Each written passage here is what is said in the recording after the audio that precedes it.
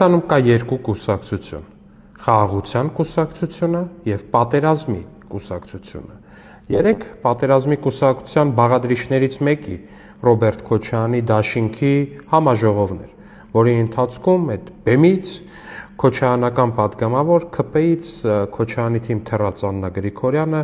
այդ բեմից հայտարարեց, որ Արարատը մերն է, ու ամեն ինչ իրականում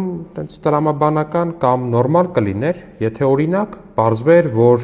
Թուրքիայից տարածքային պահանջներ ներկայացնելու և դրա բերումով պատերազմի մեջ մտնելու պարագայում պատերազմելու են ոչ թե Հայաստանի Հանրապետության գյուղացիների, Հայաստանի Հանրապետության քաղաքներում ապրող քաղաքացիների զավակներն են գնալու ու զոհվեն այդ պատերազմներում,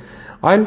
այդ պատերազմին մասնակցելու են, օրինակ, չգիտեմ, Ռոբերտ Քոչարյանի Ամերիկայում ծնված, չգիտես ինչու եւ Ամերիկայի քաղաքացիություն ունեցող թոռները, որ այդ պատերազմներին գնալու են մասնակցեն, օրինակ Սամվել Կարապետյանի եւ իր եղբոր 4 որդիները, որոնք 4-ն են ու 4-ն էլ բանակից ազատված են ինչ-որ տարակուսելի հարցերի բերումով։ Ոչ, պատերազմը, զոհողությունը ու զոհերը պետք է մատուցեն Հայաստանի Հանրապետության քաղաքացիները, իսկ միլիոնները ու միլիարդները պիտի կուտակեն պատերազմի կուսակցության էլիտաները։ Չեք տեսնելու նման բան, չի լինելու նման բան, Հայաստանը լինելու է խաղաղ։